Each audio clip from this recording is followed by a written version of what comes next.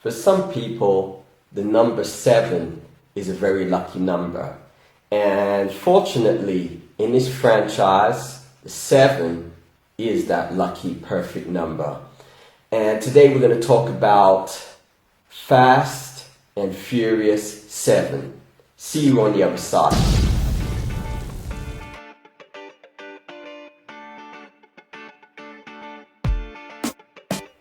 Hello, welcome back to Showtime. Thank you for joining me today, and it's all about the number 7 today. Fast and the Furious 7. Now in this movie we have a massive cast.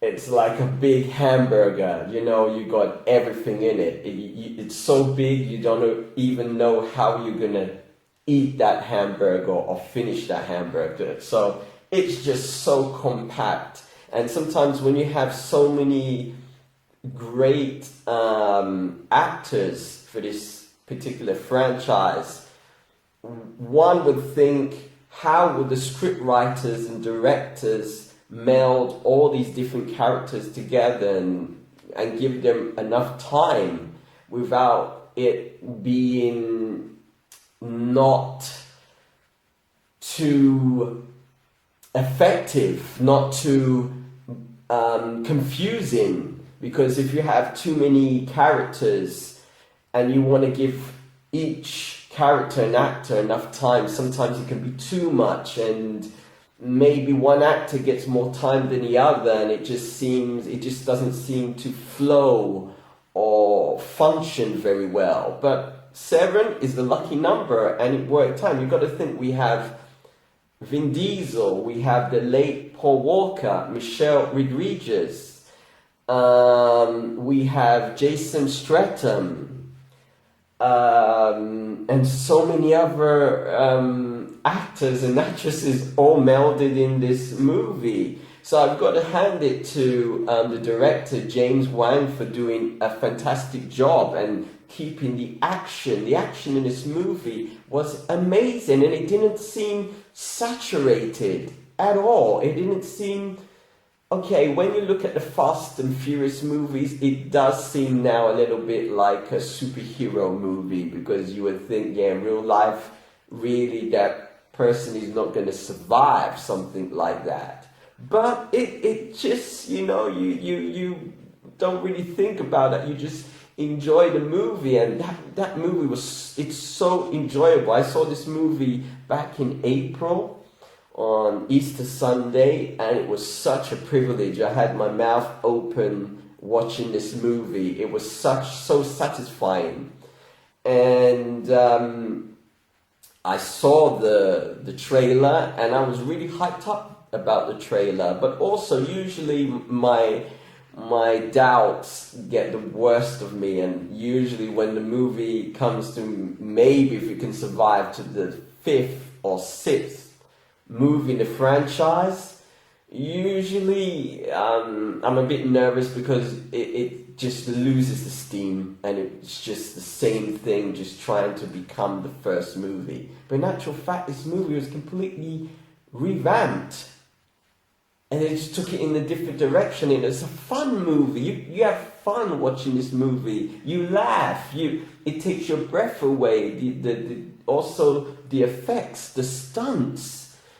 And I've got it handed to the brothers of the late Paul Walker for standing in and helping the special effects guys. And I've got to say, it's seamless. The scenes where the special effects team take over with the graphics, and where the brothers stand in, it's seamless. I couldn't see the difference, and I'm very critical on that. My eye will always see those distortions where the color is just not right, or the background is just something about it. I will see it and I will be disappointed, because it would distract me from the illusion of the movie, because entertainment is just falling in an illusion and just imagining for those 2 hours or 80 minutes that you're not looking at a big screen on a wall or a screen in the corner of the room. So I was very impressed by that, and it really catapulted and drove the movie in a different direction, in a whole franchise. But it was very sad. I was very emotional watching this movie because, you know, Paul Walker, I really liked this person. Even though I never met him in person, he wasn't one of those Hollywood actors that were going around taking drugs and getting drunk and making chaos, and you would always see him in the news. He was seemed to be a really nice guy. So it was really sad to see this movie where you see this family that he was going to go, and I was a little bit anxious because I didn't know how he would leave the franchise. I was always wondering if he was going to die or if something would happen to him, or so I was really anxious about that, like what would happen to the character. But I was so glad that the way it ended, it was better. Sad, but it was so much better that way. So I'm looking forward to see Fast 8, and I hope that they take the elements from the last movies and give us something so special like they gave us in number 5, number 6, and now in number 7. In the whole trilogy, the only movie that I didn't really like was number 2. I felt in number 2, the franchise very quickly lost its direction. I'm not sure they knew what it wanted to be. Number 3 is good for what it is because it takes it out of America, and it's nice to see movies when they move away from America and they broaden the scope a bit. So I really enjoyed that about number 3, and then with number 4, number 5. So that was the only movie I didn't like in the trilogy, but all the other movies I really thoroughly enjoyed. So I would love to give this movie, because it's the 7th movie in the franchise and it's still fresh, it's still live and kicking and sending out all that energy to all the fans and pleasing me so much, I would give this movie a 9 out of 10.